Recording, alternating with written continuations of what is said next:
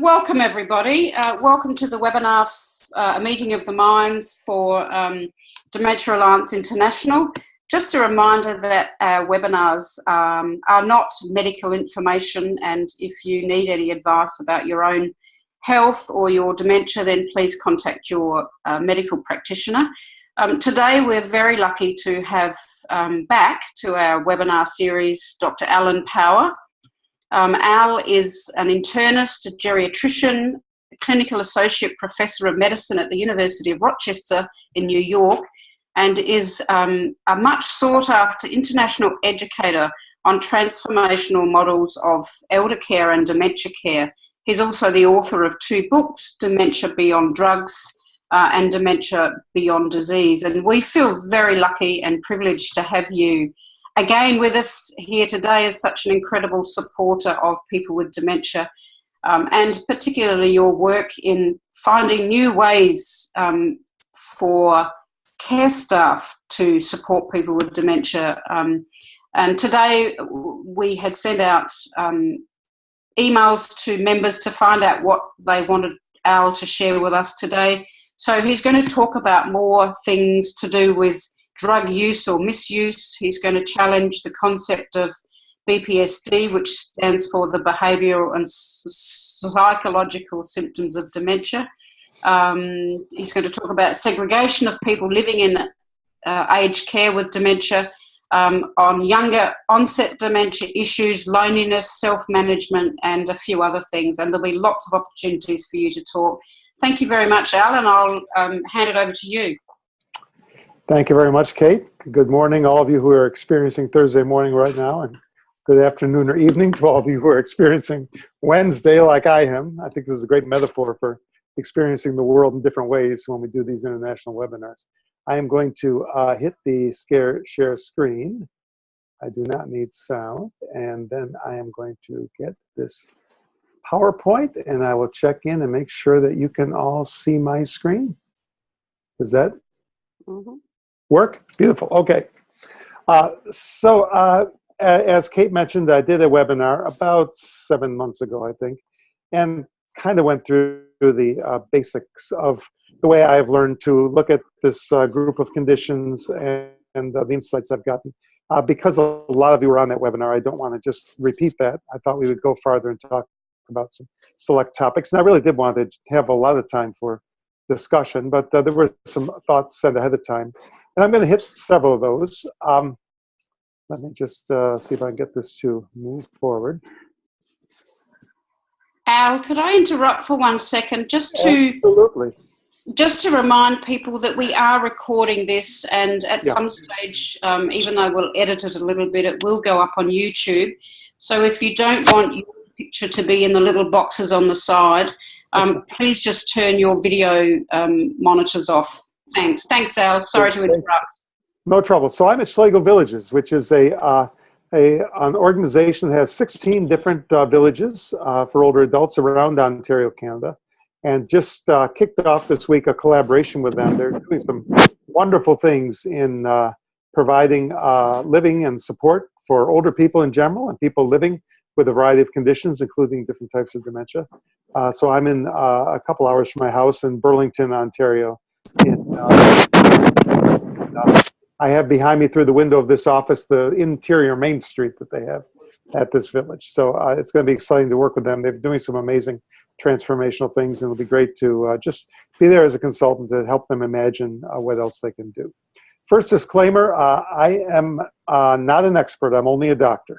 I'm on the outside looking in. This is a picture from one of my Air New Zealand flights last year in the bathroom. This was something that was on the wall. But I am not the person who knows what the lived experience of dementia is like.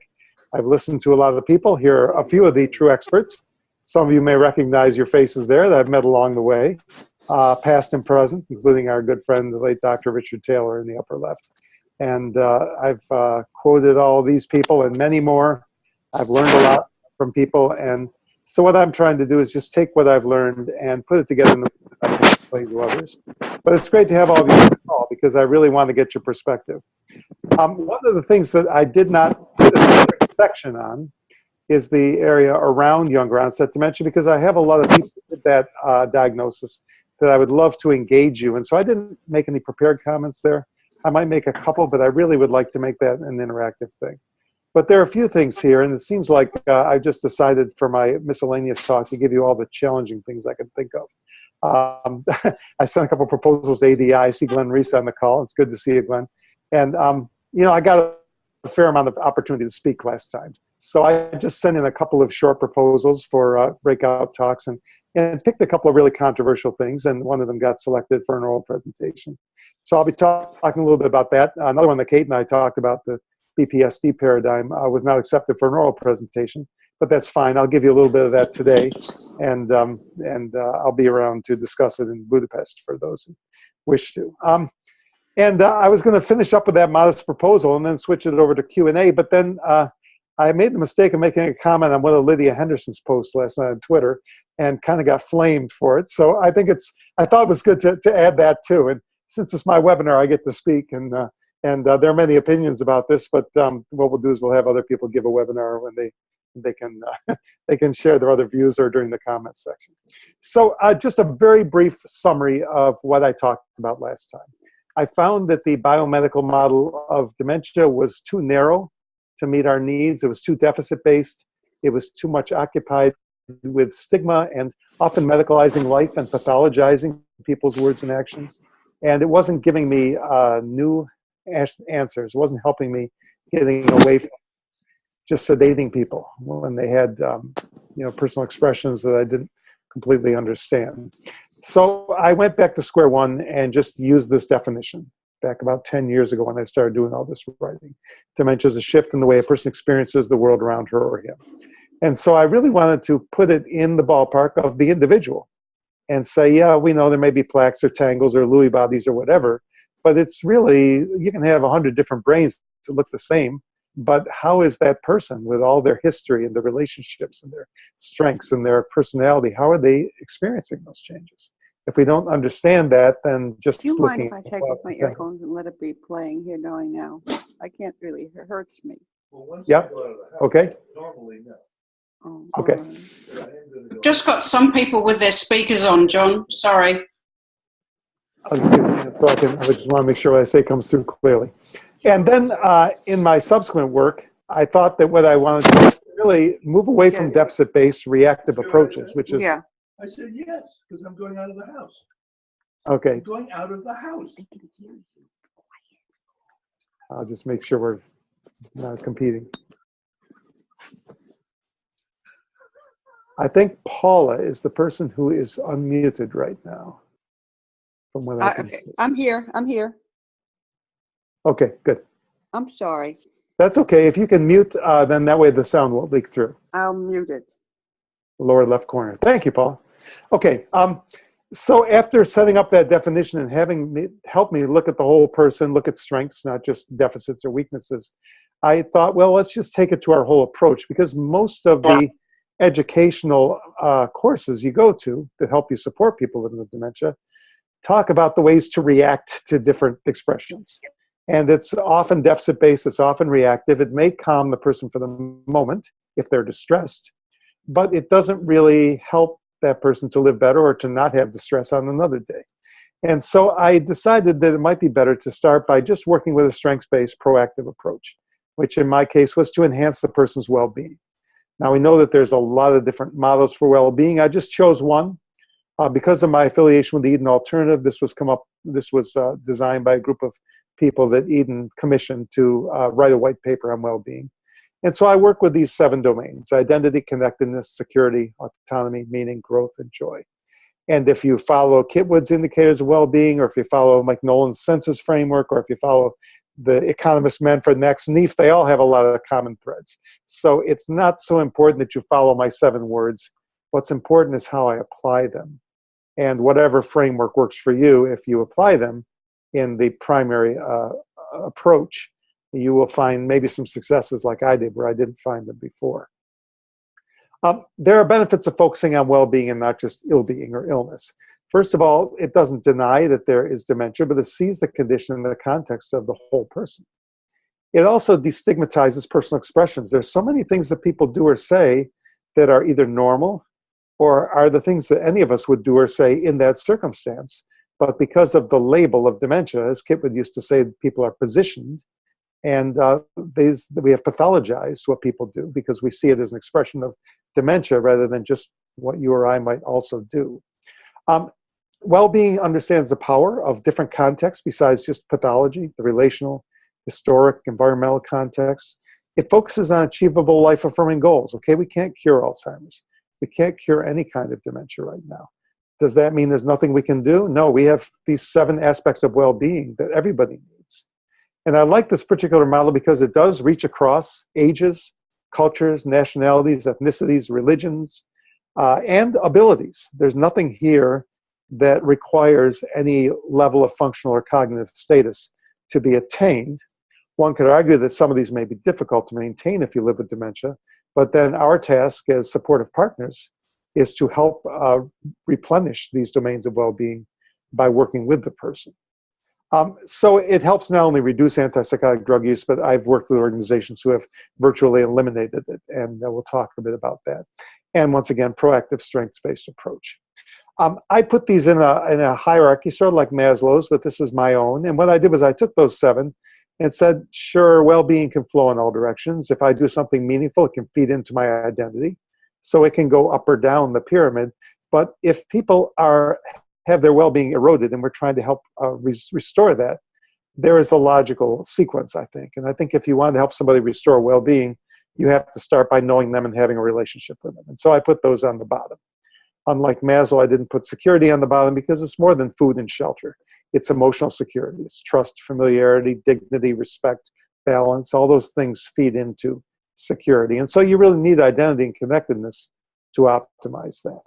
And so I just want to, you don't have to memorize these 7, but as we get to some of the more challenging aspects of my talk today, I'm going to be bringing up some of these words and talking about how this framework may not be supported by some of our current practices. Now, I'm not really a troublemaker. I was introducing myself to some people at Schlegel yesterday, and I started by saying I'm not a troublemaker, and then talking about some of my history and what got me writing my book. And the more I talked, the more I sounded like a troublemaker. And so I had to explain myself. And I think what it is that when you work with this, and when you really work to find a principle-based, a value-based approach to supporting people of different abilities, then you really focus on values and not just algorithms or black and white rules. And when you focus and set up an ethos, a set of values, it doesn't take long before you discover that some of the things that you're doing and other people are doing actually is not true to those values. And so you can just sort of keep quiet and doing what doesn't feel right, what doesn't resonate, or you can start to speak up. And so I've just had a gradual history of speaking out when things don't fit my value system. And we're going to talk about some of those things today. And once again, I don't have the answers, but I want to provoke you a bit and suggest some ideas and see how people respond. Very quickly, because we did want to hear about drugs. I did talk about this last time. The jury is in on antipsychotics. They are not good drugs to give to people living with dementia. Even if you take the best studies, which are biased, which are pharmaceutical sponsored, which have many flaws in the analysis and the reporting, and have reporting bias. The bad ones are never even published. Even if you take those studies and take them at face value, they only show overall maybe 18% improvement over placebo. So the best of the best studies, which are flawed, don't even show that most people benefit. Every positive study I found in the last 50 years was sponsored by the company making the pill. 2 independent studies did not see any benefit in any living environment. And people that seem to be physically reacting and people that seem to be delusional, it didn't seem to help anybody. And on the other side, we know about all the risks, and we know that there are many studies now independently associated with these pills. The average, according to Lon Schneider's review from several years ago, showed about a 70% increase in mortality related to the pill compared to placebo. And many of these things on the bottom side of the slide are things that have come out with the newer drugs, the newer generation. They were touted as being safer 20 years ago, but now we know are not. But there's a bigger problem with that. First of all, 2 bigger problems. Number one, it's not just seen in care homes. We have demographic tools that measure us, but we found in the US that with the few studies we've had, that there are significant numbers using these drugs outside of care homes. And the Government Accountability Office, Inspector General, reported about a year ago that they looked at 1 million community dwelling beneficiaries, older adult beneficiaries, with dementia, and 14% of them were taking antipsychotics. Now that's a little bit lower than the 18% we have nationwide in our nursing homes. But remember, most people living with dementia are not in care homes. They are out in the community. So when you look at the absolute number, there are probably at least twice as many people in the community taking antipsychotics inappropriately as there are in care homes. And one of the sad things is that all the media attention is going to nursing homes, not that they don't have a job to do, but there's this arguably larger population at risk that is not being paid attention to. There's no education for family members, home health workers. There's no education, there's no media attention given to this. And my guess is that the pattern may vary, but I think that other industrialized countries are probably also seeing significant use outside of care homes. So this really is about societal attitudes. It's not about a care home problem or a care home paradigm that's different from the rest of society. But the other big problem is that other than the fact that the studies really show these are largely ineffective, potentially dangerous, there really has never been a great chemical rationale. I think it's what happens is we see people that may walk like a duck or sound like a duck, and that duck is schizophrenia. And if people say things that don't make sense to us, we equate it with psychosis, and we give drugs. But schizophrenia is theorized to be related to excess dopamine activity, and these drugs block dopamine, which theoretically makes sense. There's no dopamine excess in dementia, in any kind of dementia. In many people, there's less. And there may be an imbalance of chemicals, but we're using what people look like instead of really thinking about what is this drug doing, and is it really solving the problem? But the problem isn't even antipsychotics. We can argue these all day, but I think the real problem is the notion that people need a pill.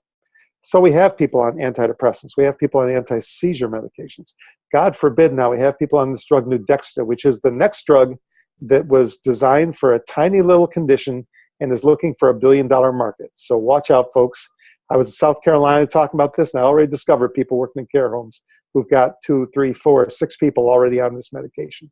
I predicted in 10 years, the big initiative will be coming out to take people off Nudexta because of all the harm that we didn't realize was doing. Nudexta is 2 pills that have contraindications in older adults put together in 1 pill. They both have potential side effects, and we're giving them to people with dementia. And once again, not really understanding what the pill is doing or whether the person needs a pill in the first place. So let's jump to some of that. The pill paradigm comes from a lot of beliefs. First of all, there's all the stigmas about dementia that kind of minimize the person and pathologize everything they do. There's ageism in our society, and there's ableism. And many people living with dementia are both older and less able. They get the double dose of stigma.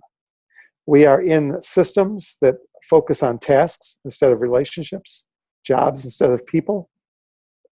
So when there's a challenge that might take some of our time, we look for the quick fix, and the pill is seen as the quick fix. And of course, the pharmaceutical marketing is just relentless in all aspects of society. And this is fueled by this narrow biomedical view that once again puts things into this perspective that it is disease that makes the person think the way they do, feel the way they do. I'm not going to talk a lot about stigma. I did that last time. Kate and a lot of people on this call are doing that a lot. But I want to talk about what I think is perhaps the most dangerous application of stigma. And that is this idea of behavioral and psychological symptoms of dementia. In the US, you often see NPS, neuropsychological symptoms of dementia. There is a problem with the language here, and I see it infiltrating throughout the medical profession and the research profession. I think we're going down a wrong road and a very dangerous road here. And I'll try to make my that I can tick people off about. But the problems are, if you see that these expressions are really symptoms of dementia, that they're caused by disease and chemical imbalance in the brain cells, which is really the theory behind all the drugs we're trying. There are many things going on. You're ignoring all those things I mentioned, the relational, the environmental, historical. If you are being given a shower and the water is cold, what is an antipsychotic going to do to improve your situation?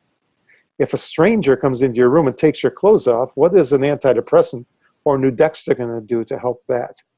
It ignores the person's experience, their perspective. It makes judgments about what we think is going on. It also pathologizes many normal expressions. And I did a little thing in ADI last year where I challenged the audience to just pair off and go into another room and have your partner strip you naked and give you a shower. The person next to you in the auditorium may be being someone you know and maybe not, but either way, it's not an easy thing to endure. And does that mean you have a BPSD? Or is it just difficult to be stripped naked and bathed by someone you don't know? And so to be anxious about that becomes a behavior when actually it's something that I would feel today without the diagnosis. We tend to promote a more medicalized view of people, and we create these self-fulfilling prophecies. So if we see something as a symptom of dementia, they're treated that way. It creates more distress, less well-being, and we expect people to be difficult, and they become difficult because we create the environment that makes it even harder for them to succeed and creates more difficulties. And the biggest problem to me is it's a slippery slope to inappropriate psychotropic drug use. Now, every article you read gives you that boilerplate, non-pharmacologic intervention should always be tried first. It's almost just tossed off as an afterthought. But let's talk about what's happened in Kate's wonderful country of Australia. And believe me, I love Australia. I have a lot of great colleagues down there, and you are doing some amazing things in dementia down there. But you've done something that, in my mind, puts you about where we were 60 years ago with the drug thalidomide, which we used until we found out that it caused horrible things. This is one place where the drug-happy U.S. was actually smart. They never approved thalidomide. And so we didn't have all the babies with the limb deformities because we kept it out of circulation. Let's talk about the drug risperidone. I just mentioned multiple studies all over the world show low efficacy, high risk, including increase in mortality, in stroke, in pneumonia, etc. Our Food and Drug Administration has not approved it for use in dementia or any antipsychotics. It has a black box warning saying don't use it in dementia.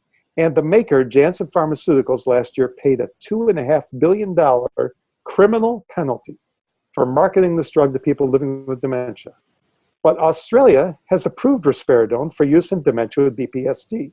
So the BPSD paradigm has made it legal for you to take a pill that's been proven to be dangerous and ineffective.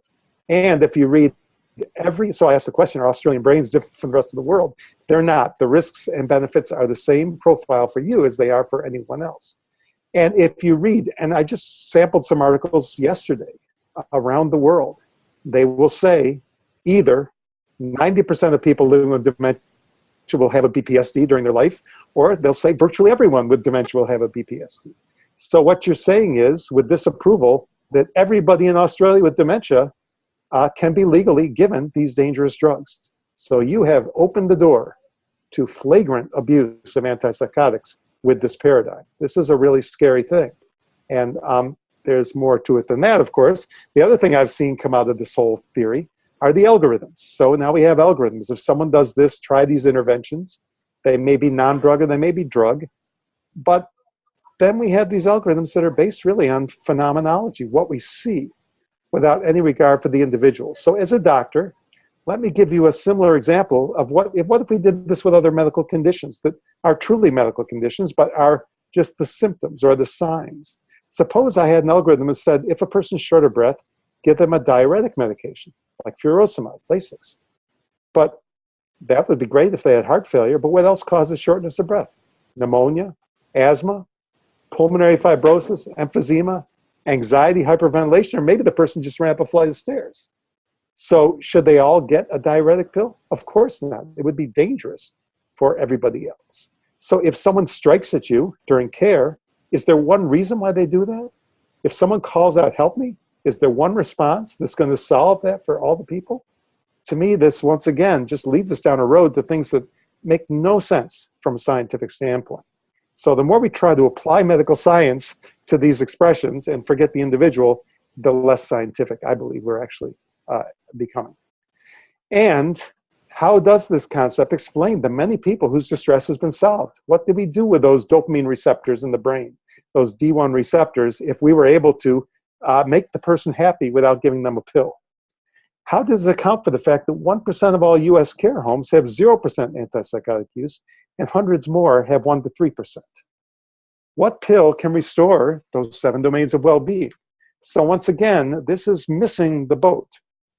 Now, I've had people tell me, well, yeah, but the person has dementia. You can't just ignore the brain.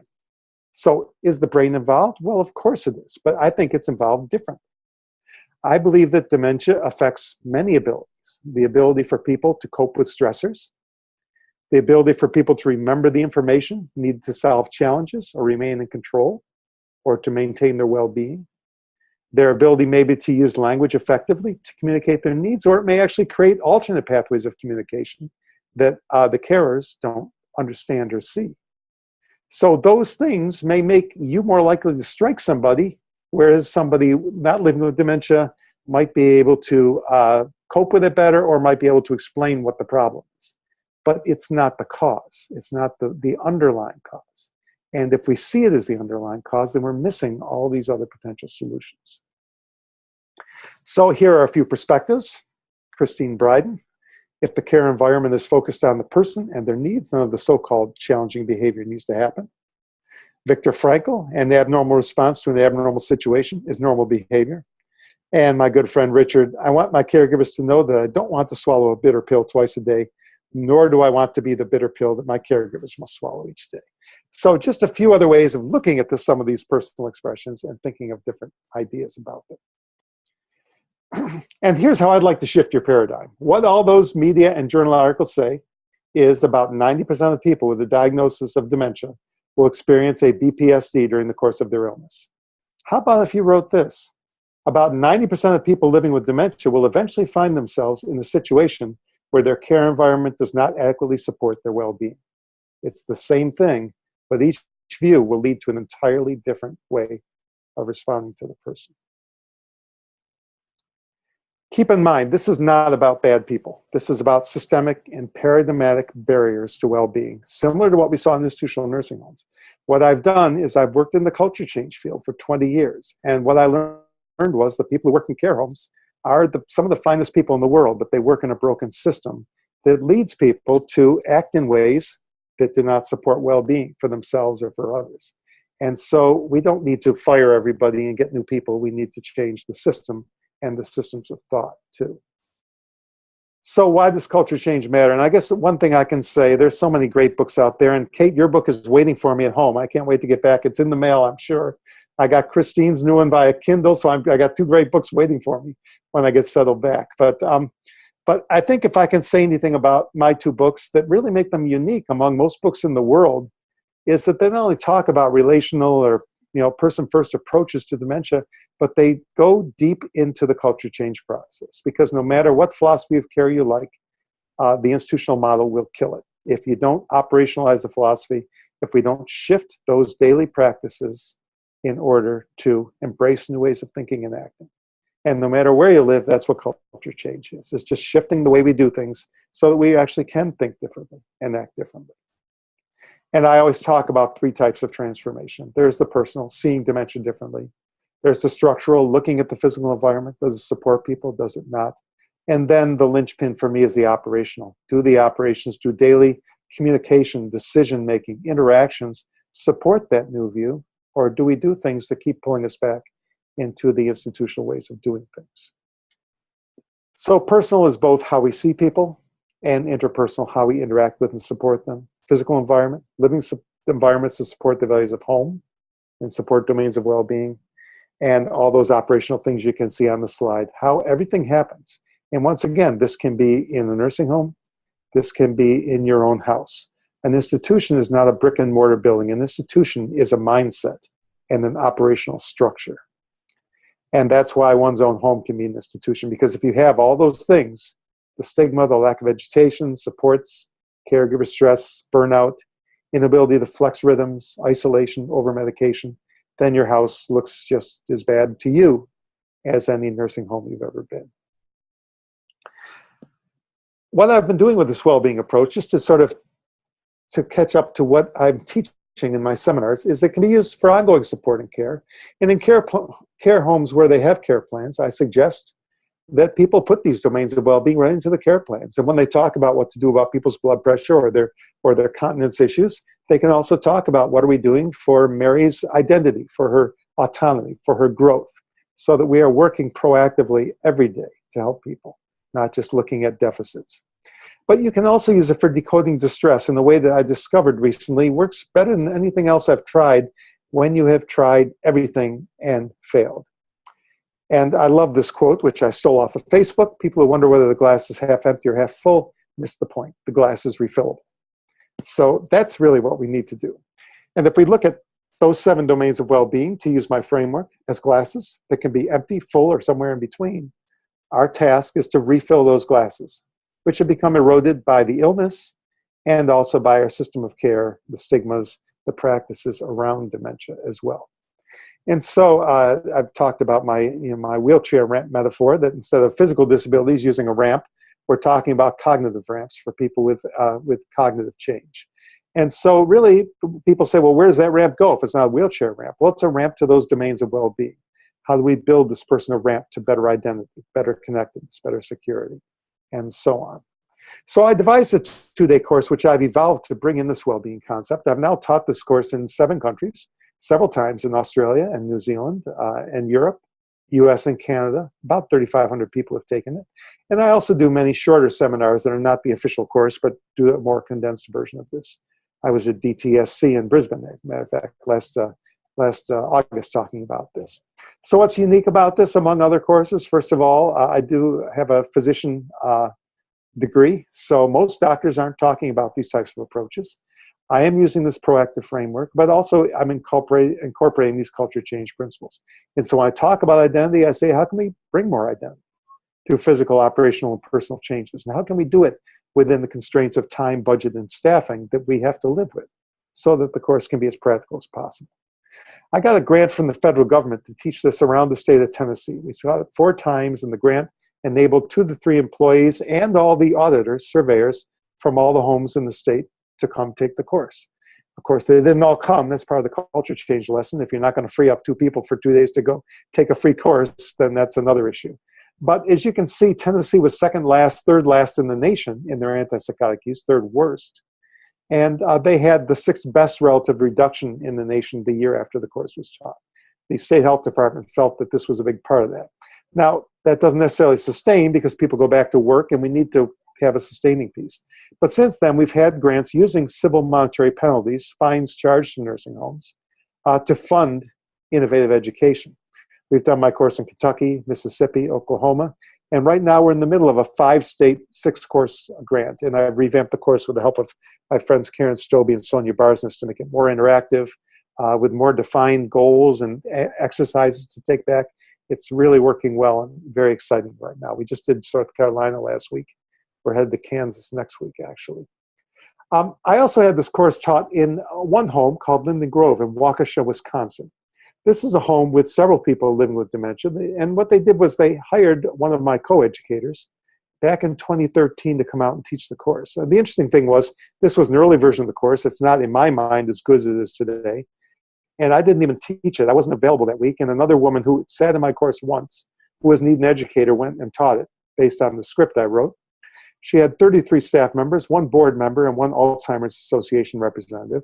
They did the 2-day course. And then what the staff did was they made a 4-hour condensed version and gave it to everybody else at the Linden Grove. A little over a year later, they had dropped their antipsychotic use by 43%, down to 11.7%. And they had almost a 60% decrease in documented incidents or episodes of distress. Residents were all alarm-free, staff satisfaction increased, family comments that their loved one was back off of these medications. Windsor Health is 10 communities in northern New Jersey. And I mentioned these things about them. I talked about this today also when I was back in Perth in August. They are a for-profit chain. They are mostly 50-year-old buildings with double rooms, some quad rooms, long hallways, nursing stations, very medical model. Many people on public assistance, unionized staff. The reason I mention this is because when we talk culture change, what care homes say is, we can't do culture change because of, and they name one of the things on that list. We can't do it in the for-profit world. We can't do it with the unions. We can't do it with old buildings. And they have all those challenges. Some folks from Buckingham at Norwood, one of their homes, came to a seminar I gave 5 years ago. They took the book back, gave it to the nurse manager, and said, we got to do this. Their antipsychotic use is 33%. Well, she started reading my book, and she called the director of nursing when she got about a quarter of the way through and said, I think this guy's kind of a fruitcake. And the director of nursing said, just keep reading, just keep working, we'll help you. So she did something I don't recommend. She took the most challenging person she knew, the person that she had the most trouble figuring out, and she started making adjustments to try to meet his needs and to understand him. And it worked. And when she saw that, she became converted. And if you look at the federal website now, Buckingham and Norwood is holding steady at about 0.5% antipsychotic use. So a huge decrease. The other interesting thing is that we are doing culture change. And I just use this to strengthen my culture change argument. About half the community started working with Eden Guides and with my friend, environmental gerontologist, Dr. Emi Kiyota, to talk about culture change. The other half haven't really gone down that road, but they're all working on reducing their antipsychotics. Now, they're all doing better than our national average of 18% right now. But if you can see, the homes that are doing the culture change seriously are averaging 6% for antipsychotics across their board, and 15%, 2.5 times as high in the homes that aren't doing this. And once again, all these numbers in the US are all comers. So when I say that care homes in the US are averaging 18%, that's people with and without dementia. Our best estimates in care homes are, if you just look at people with dementia, we're still up around 30%. And I think you see that in many European countries and other countries around the world as well. How am I doing for time? Maybe I'll tell this story at the end. This is a pretty amazing story, but we're moving along. So I'm going to jump on to one more challenge. I call this the elephant in the room. This is the talk I had accepted for Budapest. So you'll hear a 50-minute version of this or a 12-minute version of this when I get there. And when I taught the course in South Africa, I got to go to an elephant preserve. That's where the picture came from. The elephant in the room is this. And as you can see, there's a picture from America from the 1940s, the Hotel Clark, the best service for colored only. Or over the upper right, you can see the door with multiple locks on it. And then you can see our Rainbow Coalition down below. The elephant in the room is segregation of people in living areas, living with dementia.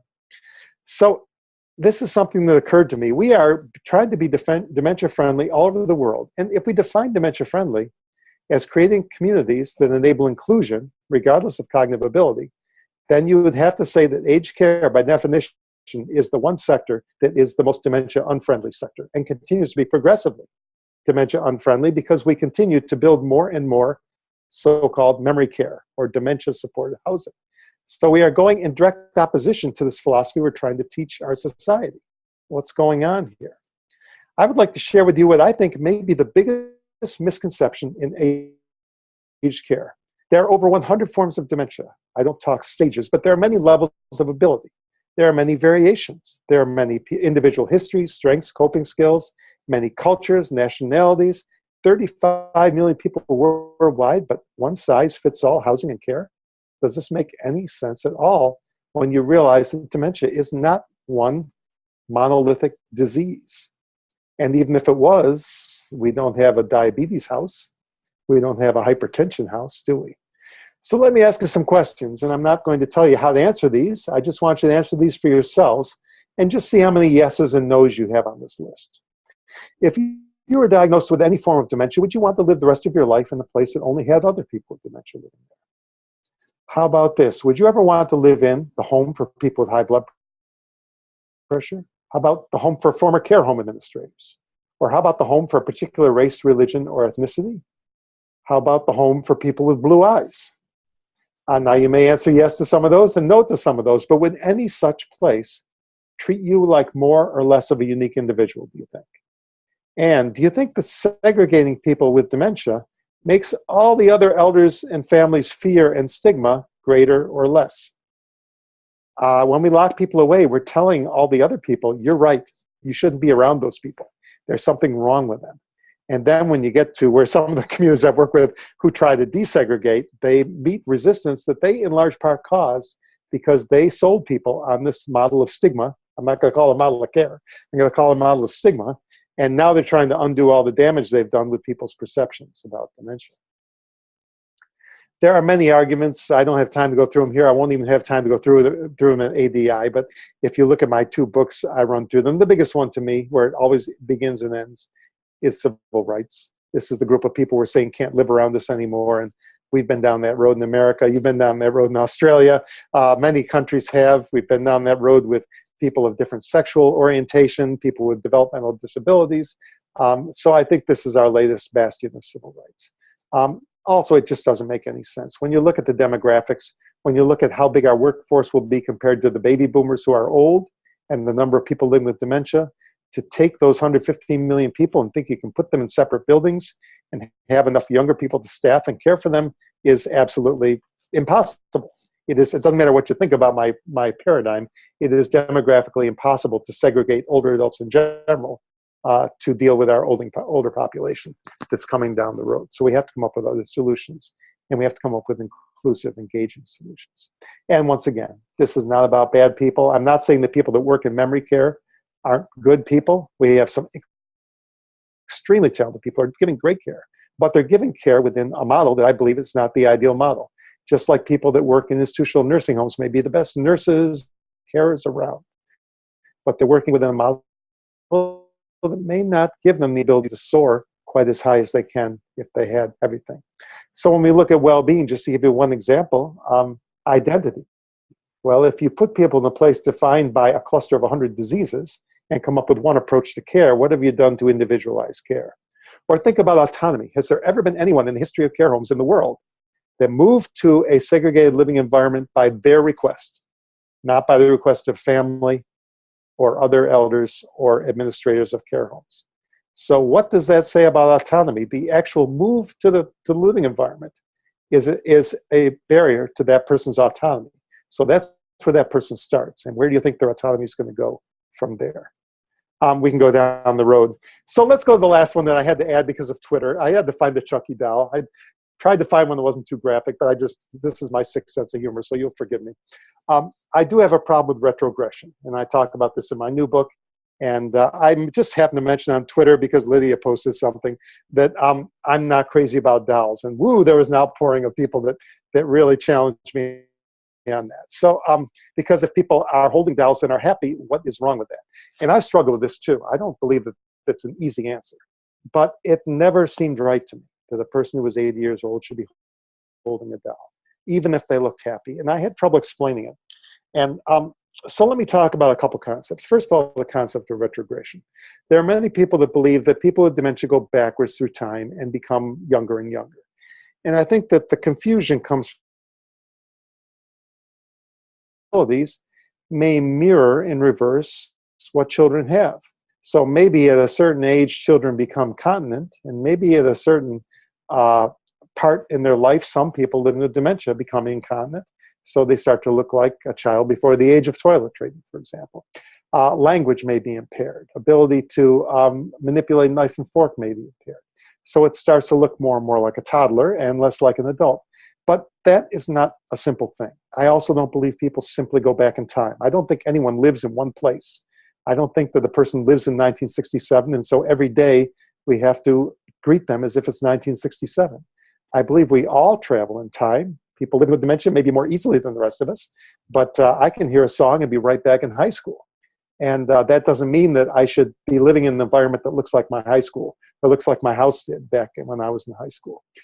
So I think that this is, once again, a simplistic view that does not understand the person.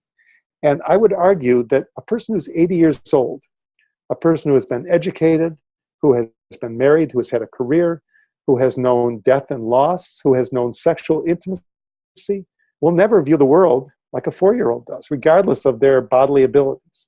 They will never view personal care or a bath the way a 4-year-old does. And to assume that she has the brain of a 4-year-old and we have to treat her that way is really missing the boat. So I think that this view comes along with retrogression. I think the doll idea comes with this view. And I think the best explanation I heard of came from my friend Susan Fraser, who is the COO of the Greenhouse Project, because she has spoken out against the use of dolls. And so I asked her when I was writing my book, Susan, tell me in your words, I need a good way to explain this. And she said, you know, some people look happy, even blissful when they hold dolls. The problem I have is not necessarily even the way they feel about themselves, but the way seeing an 80-year-old with a doll or a 60-year-old with a doll makes us feel about them. If it leads us to see them as childish, if it leads us to infantilize them, if it leads us to deceive them, give them artificial life, and have them think it's real life, then where does that end? When's the next time we will deceive them? When's the next time we will infantilize them during our care and support? Where does that stop? And so it changes whether we give them the dignity and respect due to a person who has lived the lives that they have lived. Now, I know that there's research that shows people can be happier when they have dolls. I understand that. But research sets the lens and the paradigms of what they want to study. So does the research that shows some people are happier with dolls mean that you have found the right solution? Or does it mean you have found something that's better than the nothing that they get all day? If they are living in an emotional desert and you throw them a bone, is that bone the solution? Or is that just a step along the way? Back in the 1800s, when the US had their Civil War, if a person got shot and their leg got infected and they needed to have it amputated, they didn't have good anesthetic, they didn't have good narcotics. So they would often say, pull out the saw, say, bite down on this bullet. They were about to saw your leg off and it hurt like crazy. Now, if you had the choice between a bullet to bite down on and no bullet, it probably would help you. But if you had a good anesthetic or a good narcotic, then you wouldn't even think about the bullet. So I think of dolls as being the bullet. We give dolls to people because we don't know how else to give them those things that they're looking for. And I'm going to go back to well-being. I'm going to go back to connectedness, meaning, the ability to have real affection for real people, the ability to give care to others. So we have people give care to an artificial person. But I've seen many people, when they move into a vibrant place to live, where they have daily communion with children, when there may be pets, when there are gardens they can engage in, when they're asked their opinion, when they can give input, they kind of throw the doll away, because what they're really looking for is a way to have real engagement. And so I think that, once again, it's a substitute that in our task-focused world we come up with, because we just don't seem to have the time or the organization where we can provide those real well-being needs in a durable way. So it's our stopgap. And I see where it can make people pleased, but I don't see it as the solution. I think it's a sign that there are deep things that we're missing that we have to go after. And along with that, I just wanted to mention one other thing that I talk about these days, and that is to get rid of the word to feel and put in the word to be. I want to stop giving people things to help them feel useful and give them things to help them be useful. So we can have people fold laundry and take it around the corner and mess it up, and they can fold it again and again. Or, as I just found here at Schlegel Villages, we can take a couple folks who live with dementia down to the laundry room, and they can bring up the laundry basket and they can help fold it right there and put it away for the people who live and work there, so that they actually see an outcome that is meaningful to the life of the home. So that's a challenge. I realize it's not easy when people have a lot of disability to understand what they can do to really be useful, but challenge yourselves. Stop using subterfuge, and let's start making sure that every activity has a visible sense of meaning, because even people with advanced cognitive change often can tell when they're doing something that is meaningless, and it can cause a very negative reaction, as we would expect it would. I'm telling you, when I think about how I spend my day, I can't wait till I get to a place where I can have a box of nuts and bolts that I can sort, because that's what I love to do in my spare time, right? I love to sort nuts and bolts, or I love to dress up in different clothes, and once again, if it's there and I'm bored and I got nothing to do, I might do it because I'm bored. But that doesn't mean that that's meaningful engagement. We can't stop with those things, with these canned activities and programmatic spaces that say this is what we think people need. We have to know the person, we have to have a relationship, and we have to let them drive what is meaningful. And sometimes the easiest way to be useful is just to ask the person when you interact with them, what do you think? What do you think about this? Is this the way you like it? How would you like me to do this? And when people resist you without words, to understand that they are exercising choice, that they're teaching you the answers to those questions, how it's going. And as my friend Jane Verity says, if you wonder if your approach is working, all you have to do is look in the person's eyes and you have your answer right there. And you can see that as a behavior problem, or you can see that as your teacher telling you how you can better support them. So I give my Richard Taylor quote here that, once again, goes against the stigma, goes against retrogression. He said to me once in one of our last meetings together that he believed as people progress with dementia, that humanity increases. The abilities may fade, the filters may fade, but the essence of who we are is very much there. And do we see that essence? Do we give that essence respect and dignity? To me, that's what it's all about. Now, I was going to leave it here. Younger onset dementia, we got a lot of experts here. And I want to just make a statement that may sound a little off the cuff, and I want you to correct me and tell me what I need to know. I see younger onset dementia as less of a medical issue compared to older onset dementia, more of a socioeconomic issue. I think that one of the biggest differences I see is where that person is in their life, where they are in their family, their career. So more people with younger onset dementia may be raising children. They may be working at a job, going to school. They may be doing all three, as Kate tells us she was doing back in 2008. And so it really becomes an issue of how do we support the person who is in a very different place in their life. And there's some very different considerations there. From the standpoint of medical approach, from the standpoint of well-being, from the standpoint of understanding the brain changes, I'm not convinced that there's a big change in how we approach those things. But the person has a very different place in their lifespan, their life cycle, their relationships, their identities, as Stephen Sabat would say, their multiple selves, how they relate in society, how they relate in the family structure. And these are the things we really have to look at. And I'm going to leave it at that because I really need to learn from all of you more about that. So I'm just going to stop talking. It's about 10 minutes to 5. I have time. And we ran long last time. I'm willing to stay on. So I would just like to open this up, and I would like to have people jump in, give feedback, ask questions, or answer my last question about how you see the issues with younger onset dementia as opposed to some of your counterparts who may not have younger onset. So thank you. Cheers.